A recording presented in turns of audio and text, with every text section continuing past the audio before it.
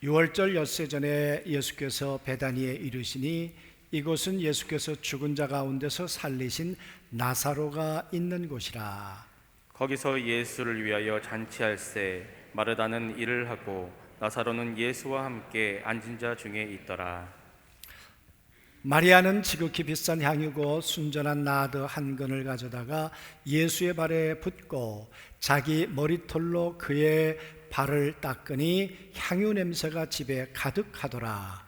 제자 중 하나로서 예수를 잡아줄 가룟 유대가 말하되 이 향유를 어찌하여 300데나리온에 팔아 가난한 자들에게 주지 아니하였느냐 하니, 이렇게 말함은 가난한 자들을 생각함이 아니요 그는 도둑이라 돈꾀를 맞고 거기 넣은 것을 훔쳐가미러라. 예수께서 이르시되 그를 가만히 두어 나의 장례할 날을 위하여 그것을 간직하게 하라. 가난한 자들은 항상 너희와 함께 있거니와 나는 항상 있지 아니하리라 하시니라. 마리아가 옥합을 준비했다가 주님 앞에 깨트려 향기가 되게 했던 것처럼 한 주간 많은 시간과 마음을 들여서 이렇게 찬양을 준비하셨다가 이 드리는 찬양이 옥합이 깨졌을 때 나오는 향기처럼 하나님께도 우리에게도 귀한 은혜와 향기가 될 줄로 믿습니다. 아멘. 다시 한번 감사의 말씀을 드리고요. 11장에 이어서 오늘 이제 12장 말씀을 나누도록 하겠습니다. 우리가 11장 끝에 부분을 생략을 했습니다마는 11장의 분위기는 굉장히 좋았죠. 처음부터 좋았던 것은 아닌데 처음엔 굉장히 불행했지만, 왜냐 그러면 나사로가 병들었는데 예수님이 오시지 않아서 마르다 마리아는 마음이 몹시도 상했습니다. 그러다가 나사로는 무덤에 들어가서 이제 죽은 지 나흘이 되어서 이제 썩는 송장 냄새가 났었겠죠. 그런데 예수님께서 무덤에 있는 나사로를 소생시켜 주셨죠. 다시 걸어 나오도록 그렇게 만들어 주셨죠. 그래서 예수님으로 인해서 완전한 반전이 이루어졌습니다.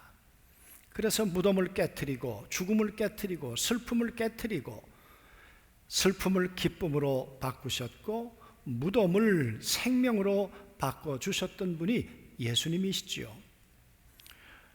그런데 그 놀랄만한 사건 앞에서 반응은 둘이었습니다. 많은 사람들은 예수를 믿으니라, 이 예수가 하나님의 아들이야, 메시아가 아니면 이런 일을 하실 수가 없어, 그렇게 예수님을 받아들이는 사람들이 있었는가 하면 바리새인들, 그 당시의 종교 지도자들, 기득권 세력들은 몹시도 그게 싫었습니다. 왜냐 그러면 우리에게로 와야 할 그 사람들이 예수에게로 가면 이거 안 되는 건데, 그래서 예수를 죽이기로 모의하니라 그랬습니다. 그게 지난주 말씀이었습니다.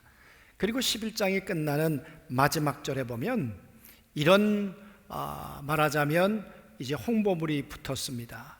대제사장과 그리고 바리새인들에 의해서 누구든지 예수가 있는 곳을 알거든 신고하여 잡게 하라, 이렇게 명령했다 그랬습니다. 오늘로 말하면 현상수배가 된 것이죠. 예수가 어디 있든지 예수가 있는 곳을 알려주기만 하면 내가 포상하겠다. 여러분, 이게 보통 사람들의 명령이었겠습니까? 바리새인들의 명령이고 대제사장의 명령입니다. 피할 수 없는 명령입니다. 이 명령이 유월절을 앞두고 사람들이 몰려드는 때에 이 이야기가 됐다면 순식간에 이 이야기는 여론이 되고 소문이 되었을 것입니다. 그럴 때 이제 잔치를 벌이고 있는 거예요. 제정신 아니죠? 아니, 지금 예수님이 어디에 있는가를 사람들의 레이더를 통해서 찾고 있는데, 그것도 예루살렘에서 3km밖에 떨어지지 않는 곳에서 지금 잔치를 벌이고 있다? 그건 자폭하는 행위가 되지 않았겠는가 그 말이에요. 그리고 옥합을 깨트려서 향기가 나요? 지나가다가 저 집이 시끄러워? 저 집 뭐 때문에 시끄러울까? 저 집에 향기가 나네? 저 집 뭐 때문에 향기가 날까? 그러면 들여다보니까 예수가 여기 계시구만. 그러면 여러분 표적이 되는 거 아닙니까? 잔치를 해야 될 때가 아니었던 거죠. 그런데 오늘 말씀해 보니까 6월절 엿새 전에 이 베단이 어느 집에서 지금 잔치를 벌였다 그래요. 이 집은 마태복음 26장과 마가복음 14장 말씀해 보면 문둥이 시몬의 집이라 그랬으며, 그러니까 문둥병이었다가 예수님 때문에 고침을 받은 사람 시몬의 집, 그렇게 되겠죠. 어떤 학자는 마르다의 남편일 수도 있다라고 얘기를 하지만 그건 정확한 이야기는 아닙니다. 어떤 연유 때문에 마르다, 마리아, 나사로가 그 집에 갔는지 모르겠어요. 그리고 예수님과 가룟 유다와 예수님의 제자들도 그 집으로 갔습니다. 오늘 성경엔 가룟 유다만 나오지만 다른 복음서에는 제자들이 그곳에 함께 갔다 그랬어요. 아무튼 문둥이 시몬의 집에 이렇게 여러 사람들이 함께 모이게 되었습니다. 잔치하려고. 잔치하는 게 맞지요. 문둥병자가 나았으니까 잔치를 해야 되겠지요. 무덤에서 나사로가 살아났으니까 잔치를 해야 되는 것 맞지요. 그러나 그것 때문에 예수님이 잡혀갈 수 있었다 그 말이에요. 그러니까 자제하고 절제해야 되는데 이 사람들이 현실 감각이 없는 사람들인지 아니면 죽어도 좋다고 생각하는 사람들인지는 모르겠습니다만은, 그러나 오늘 잔치를 벌이고 있었어요. 잔치를 벌이고 있었는데 마음 한편에 예수님은 무슨 생각을 하셨을까요? 예수님은 6월절 엿새밖에 안 남았어. 그 말은 당신의 삶이 엿새밖에는 안 남았어, 그 얘기잖아요. 마리아가 그 마음 알았을까요? 마르다가 알았을까요? 나사로가 알았을까요? 가룟 유다가 엿새 후면 예수님은 우리 곁에 안 계시다는 것을 알았을까요?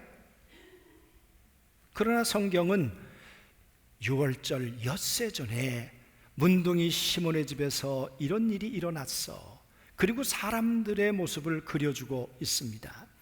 첫 번째 등장하는 사람은 마르다였습니다. 마르다는 언제나 열심히 일하는 사람이었어요. 봉사하는 사람이었어요.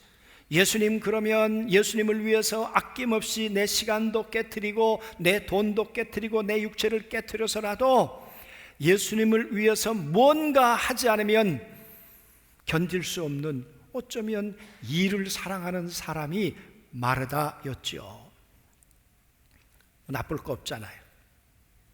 그리고 오늘 나사로는 예수님 앞에 앉아 있었다. 예수님과 함께 앉아 있었다. 정확한 표현은 예수님의 품에 기대어 있었다, 안겨 있었다 라는 표현이 더 정확한 표현입니다. 그도 그럴 것이 무덤에서 살아남았는데 그 예수님의 품이 얼마나 그리웠겠습니까? 예수님 앞에 무엇을 할 수 있을까? 아니, 난 주님의 품에 안길 거야. 사랑하는 나사로가 예수님 앞에 할 수 있는 귀한 애정 표현이었을 거예요. 마르다가 했던 것처럼. 그러니까 나사로가 했던 행동도 뭐 잘못한 게 별로 없죠. 그런데 또 마리아가 등장을 해요. 그런데 마리아의 이야기는 이렇게 얘기를 하고 있습니다. 지극히 비싼 향유, 곧 순전한 나드 한 근을 가지고 왔다. 이게 가룟 유다에 의하면 300데나리온이나 되었다. 이것은 하루 노동자가 받는 일당이, 그러니까 은화로 1데나리온이었단 말이에요. 그러니까 300데나리온이면 안식일 빼고 1년 동안 수고한 아무것도 먹지 않고 입지 않고 모은 재산이다, 이렇게 보면 되겠습니다. 여러분, 유대인들은, 특별히 여인들은 결혼하기 전에 이 향유를 모으지요. 이 좋은 향유, 아마 인도산이었을 거라고 그렇게 이야기를 합니다. 이 비싼 향유를 모아가지고 장례 때 쓰기도 하고, 그리고 이것은 결혼할 때 지창금으로 준비한다고 했습니다. 여러분, 내가 만날 신랑, 내가 결혼할 그 결혼식을 꿈꾸면서, 신혼살림을 꿈꾸며 미래를 꿈꾸면서 하루 이틀 모았던 향유, 그게 나드 한 근 300데나리온이나 되었단 말이에요. 그걸 들고 오늘 마리아가 예수님 앞에 나왔어요. 그걸 가져다가, 그리고 그것을 예수님의 발 앞에 부었다. 오늘 요한복음에는 발에 부었다고 말하지만 마태복음과 마가복음에는 머리에 부었고, 머리에 부은 이 기름이 발까지 내려왔다, 이렇게 이야기를 하죠. 아무튼 부은 건 맞아요. 여기는 부었다고 말하는데 다른 성경에 보면은 옥합을 깨서 부었다, 이렇게 이야기를 해요. 부었다는 이야기는 찔끔 부을 수도 있는 거예요. 그러나 깨트렸다는 것은 전부를 드리기로 결심했다는 이야기겠죠. 조금 느낌이 다르죠. 오늘 마리아는 예수님 앞에 전부를 깨워서 그 옥합 향유를 부었다. 그리고 그의 머리털을 가지고 발을 닦아 드렸다. 그랬더니 향기가 그 집에 가득했다. 아름다운 이야기죠. 그렇지 않습니까? 얼마나 귀한 얘기입니까? 이걸 그런데 보고 있었던 가룟 유다가 이렇게 얘기를 합니다. 그 아까운 것을, 그걸 왜 그렇게 낭비를 하는가?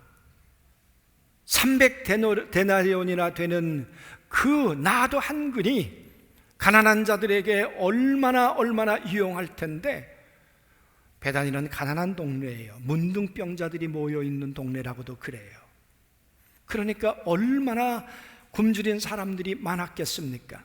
그런 사람들에게 10만 원씩만 나눠준다고 할지라도 1년 연봉이었으니까 약 300명, 그리고 더 많은 사람들에게 나눠줄 수 있었겠죠. 그런 기회를 왜 예수님에게 허비하느냐? 여러분, 가룟 유다 이야기가 틀렸습니까? 가룟 유다의 이야기가 현실성이 있지 않습니까? 예수님에게 할 걸 같았으면, 아니 다른 사람들에게 해도 되는 것 아니었겠는가, 그 말이에요. 그리고 예수님도 그러시면 안 되는 것이, 당신이 받으실 게 아니고 가난한 사람들에게 나눠 주어라. 그렇게 해야 예수님이 조금 더 빛나지 않으시겠어요? 그런데 예수님이 가룟 유다가 하는 이야기를 들으시고 내버려 둬, 그렇게 얘기를 하세요. 여러분, 마리아가 정상인가? 가룟 유다가 정상인가? 예수님이 정말 누가 옳은 것인가? 여러분의 판단은 어떻습니까? 이것이 오늘 이야기예요. 그런데 가룟 유다에 대해서 조금 더 설명이 붙어 있기를, 오늘 가룟 유다가 그걸 팔아서 그리고 그것을 나누어 줄 수 있었다 이야기를 해요. 팔아서 나누어 줄 수 있다, 뭐 틀린 얘기 아니잖아요. 그러나 오늘 가룟 유다에 대해서 해설을 달고 있기를, 가룟 유다는 가난한 사람을 진심으로 생각한 것이 아니다. 가룟 유다는 습관적으로 돈을 훔쳤던 사람이다. 그 말은 돈의 욕심이 있어서 그런 것이지, 가난한 사람을 위해서 그런 의견을 낸 것이 아니다 이야기를 해요. 그러면서 팔아서 나누어 주었다. 이게 얼마나 달콤한 이야기인가를 잘 한번 생각해 보십시오. 여기 팔았다는 이야기가 수동태로 돼 있어요. 그 말은 하나님이 팔게 해 주실 거야. 네가 내놓았다면 하나님께서 그걸 팔게 해 주셔서 그걸 300데나리온으로 바꾸어서 그 많은 사람들에게 나누어 주도록 하나님이 하셨을 거야. 그러니까 하나님이 그걸 얼마나 기쁘게 받으셨을 텐데, 왜 마리아 너는 이렇게 하고 있는 거야? 네가 잘못하는 거지. 여러분, 듣는 사람들에게 있어서는 제가 볼 땐 굉장히 솔깃한 이야기죠. 가룟 유다의 이야기가 설득력이 있는 이야기죠. 그렇지 않으세요? 여러분들 그렇게 생각하지 않으세요? 그런데 예수님께서 마리아를 향해서 그만두어라. 그리고 말씀하시기를 나는 너희들과 오래 있을 수 없어. 가난한 사람은 너희들하고 오래 더 있을 수 있겠지만 나는 엿새밖에 남지 않았어. 그 얘기였겠죠. 여러분, 이 이야기를 알아들었던 사람이 몇 명이나 있었겠는가 그 말이에요. 자기의 생각을 깨고 자기가 가지고 있는 관념을 깨고, 그래, 예수님이 엿새밖에 남지 않으셨어. 마지막 그의 발걸음이야. 만약에 이것을 깨워서 드리지 않는다면 기회가 없을 거야. 한 번이라도 내가 주님을 위해서 나의 사랑을 내가 표현할 수 없었는데, 어쩌면 처음이자 마지막이 될런지 모르는 이 사랑을 나는 주님께 드린다는 거 아깝게 생각하지 않아. 여러분, 그렇게 생각을 했을런지도 모른다 그 말이에요. 그런데 오늘 예수님이 가룟 유다에 대해서 내버려둬. 그리고 지금 마리아가 하는 행동은 나의 장례를 준비하고 있는 거야. 나의 죽음을 예감하고 나의 죽음에 지금 동참하고 있는 거야. 여러분, 이 행동을 예수님이 그렇게 평가하셨어요. 돈의 가치로 본다면 이렇게 해서는 안 되죠. 그렇잖아요. 그래서 여러분, 이런 관점에서 우리가 다시 한번 이 사람들의 행동을 생각해 본다면 다 같지 않았다는 거예요. 같은 장소 다른 사람이었다는 거예요. 마르다, 예수님이 오시니까 열심히 봉사했어요. 잘못된 건 아니지만 이 봉사가 엿새밖에 남지 않은 예수님의 마지막 생애를 위한 감을 가지고 자신을 깨트려 그렇게 주님을 섬겼던 그런 섬김이었을까? 다른 성경에 보면 마르다가 그러잖아요. 예수님, 나는 이렇게 열심히 주님을 위해서 일하는데 마리아 쟤는 뭐예요 도대체? 마리아는 왜 예수님의 발 앞에 앉아서 예수님의 말씀만 듣는 거예요? 마리아 좀 야단치시라고요. 그러지 않았나요? 혹 우리도 신앙생활 하면서, 교회 생활 하면서 나는 이렇게 열심히 봉사하는데 저 사람들은 뭐예요 도대체? 그렇게 내 열심히 다른 사람들에게 불평이 되고 원망이 될 때는 혹 없는가 그 말이. 그래서 마르다 마리아는 서로 자매였지만 예수님에 대한 이 다른 행동 때문에 이 두 사람의 관계가 깨어지고 파괴되었죠. 혹 우리는 마르다일 때가 없는가? 나사로 무덤에서 살아났으니까 예수님의 품이 얼마나 그리웠겠습니까? 무덤 속에서 자기 시신이 썩어가며, 그리고 그 무덤의 시체 썩는 냄새 속에 살았던 그가 무덤에서 걸어나와 그 예수님의 품에 기대고 싶었던 것은 충분히 이해가 되지요. 그런데 언제까지? 그리고 그 품은 너만 독점할 품은 아니라는 거죠. 다른 사람도 안겨야 하고 다른 사람도 위로를 받아야 하고 그러지 않았을까 그 말이. 나만 어쩌면 나사로는 그런 마음으로 주님의 품에 오래도록 주님의 품을 독차지하고 싶었던 사람이었을는지 모른다 그 말이. 가룟 유다, 그는 현실적인 판단을 했어요. 오라요. 그러나 그는 하나님의 음성을 들었을까요? 이 가룟 유다와 관련된 단어들은 현재형이에요. 그 말은 현실에 대한 정확한 인식을 가지고 그는 그 판단을 기준으로 이야기를 했다는 거예요. 그래서 그의 판단은 이성적이고 옳았지만, 그러나 하나님이 하시고자 하는 성령의 소리는 듣지 못했다는 거예요. 그에 반해서 오늘 마리아가 했던 행동,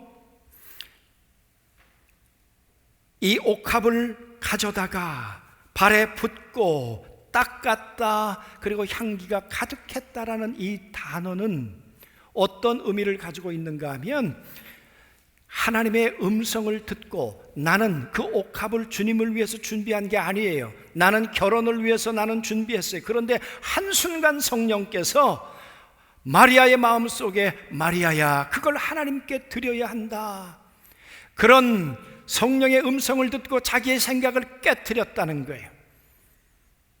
그리고 그걸 갖다 부어라. 그때도 하나님의 성령께서 인도하셔서 그걸 갖다 부었다는 거예요. 발을 닦아라. 그것도 성령의 음성을 따라 발을 닦았다는 거예요. 그랬더니 한순간 문둥병자 시몬의 집이 향기로 가득 차게 되었다는 거예요. 마리아와 마르다가 달랐어요. 마르다는 열심히 있었지만 내 열심이었어요. 성령의 음성을 따라한 것은 아니에요. 그러나 마리아는 성령의 음성을 따랐어요. 오늘 나사로는 예수님의 품에 아름다운 모습이었어요. 그러나 마리아하고는 달랐어요. 가룟 유다는 현실적인 정확한 판단과 대안을 얘기를 했지만 그에게는 성령의 음성이 없었어요. 그러나 마리아는 성령의 음성을 듣고 자기를 깨트렸어요. 자기의 소중한 걸 깨트렸어요. 옥합을 깨트렸어요. 그리고 예수님의 발 앞에 부었고 그걸 닦기 시작했어요. 여러분, 이런 행동에 대해서 예수님이 마가복음과 마태복음에 보면 이렇게 얘기를 하셨어요. 복음이 전해지는 곳에, 나의 이야기가 전해지는 곳에 이 마리아의 이야기도 동일하게 전해져야 한다. 그 말은 내 이야기, 복음의 이야기와 이 여자의 이야기가 이퀄이야, 같다는 거예요. 뭐가 같은 거예요 도대체? 예수님이 왜 이 땅에 오셨는가 한번 생각해 보자고요. 하나님은 어떤 분이신가?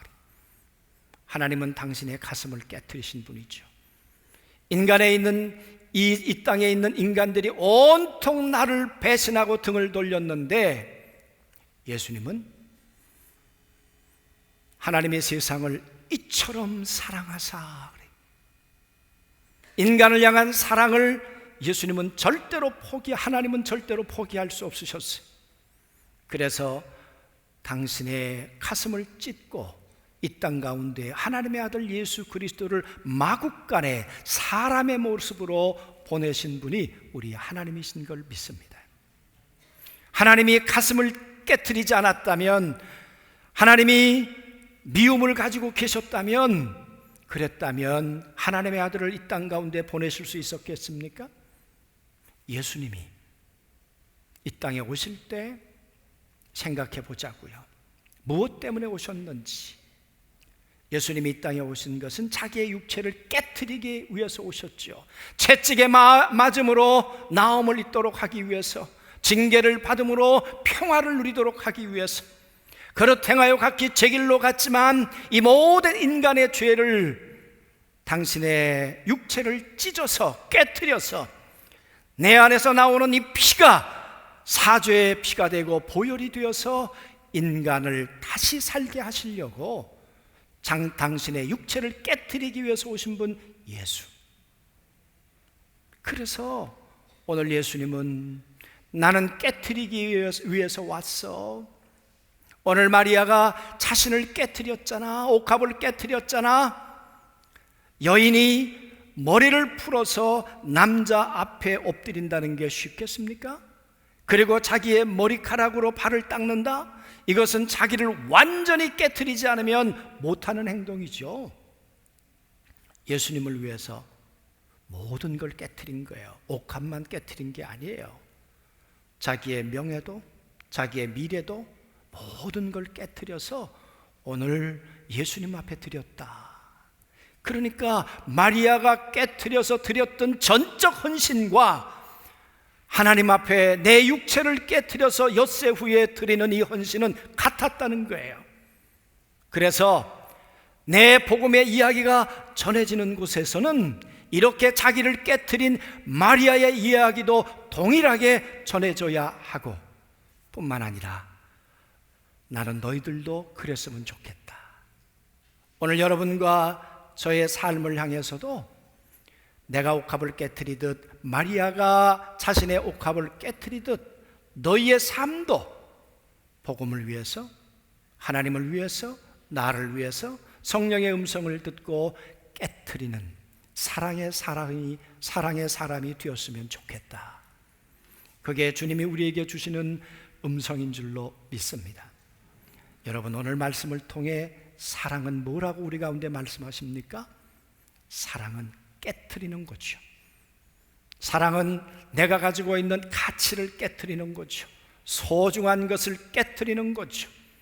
예수님은 당신의 육체를 깨트린 것이고 젊음을 깨트린 것이고, 마리아는 자기가 모아놨던 1년 그 아끼고 소중하게 간직했던 그 모든 것을 깨트려서 그리스도의 발 앞에 놓았던 것처럼,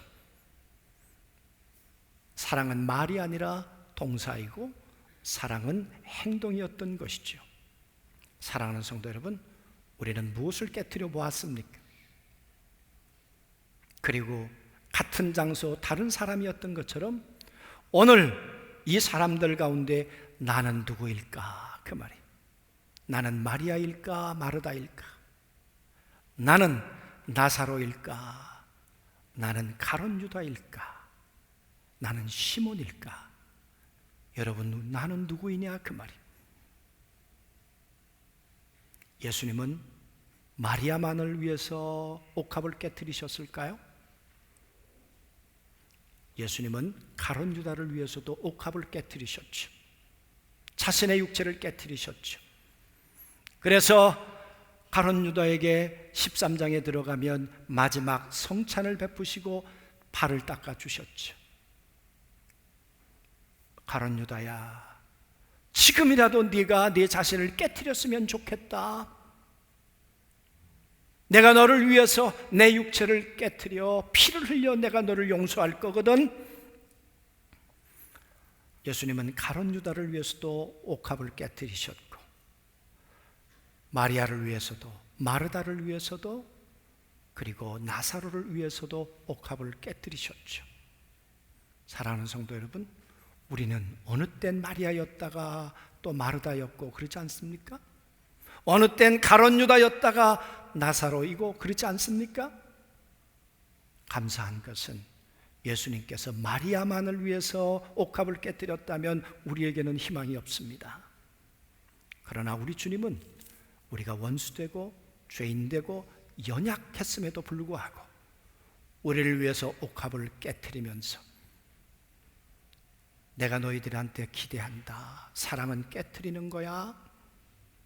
너희들도 나를 위해서 옥합을 깨트리는 마리아처럼 그렇게 살아주었으면 좋겠다. 사랑하는 성도 여러분, 마리아가 나중에 예수님이 엿새 후에 십자가에 돌아가시는 모습을 목도하면서 내가 그때 깨트리지 않았다면 평생 후회했을 것을, 내가 그때 깨트렸다는 것이 얼마나 잘한 일인가, 아마 마리아는 그런 생각을 했었겠죠. 우리는 언제 우리의 옥합을 깨트려 보았습니까? 연탄 한 장이라는 글을 썼던 안도연 씨가 이런 얘기를 했습니다. 너는 언제 연탄처럼 뜨거운 적이 있었던가? 언제 우리는 주님을 향해 뜨거워졌던 사랑을 가지고 살았던 적이 있었던가? 연탄처럼 너를 태워 누군가를 따뜻하게 해준 적이 있던가? 언제 우리가 마리아처럼 옥합을 깨서 누군가에게 향기가 되었던 적이 있었던가? 오늘도 주님은 마리아를 찾고 계시는 줄로 믿습니다. 요즘에 행정실에서 저한테 이런 이야기를 했습니다.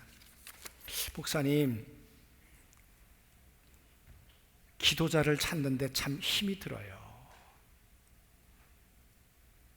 수요 예배, 1부 예배, 2부 예배, 3부 예배는 장로님들이 하시니까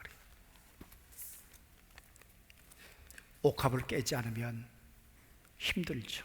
시간을 들여야 하고 정성을 들여야 하고 기도해야 하고. 그러나 마리아라면 어떻게 했겠습니까? 그런 기회가 오고 그런 전화가 왔을 때 내 시간을 깨고 내 모든 것을 깨트려서 내가 주님께 드릴 수 있는, 그래서 나의 이 헌신이 하나님 앞에 향기가 되도록 하겠습니다 하는 것이 마리아가 아닐까. 한 가지 예입니다. 사랑하는 성도 여러분, 우리 안중교회 성도들이 이 대림절 첫 주를 맞이하면서 우리의 가슴을 깨트려 주님을 모실 뿐만 아니라 우리를 깨트려 악취가 아니라 향기를 드러내는 우리 모든 안중교회 성도들이 다 되실 수 있으면 좋겠습니다. 꼭 승리하시게 되길 주님의 이름으로 축복합니다. 아멘.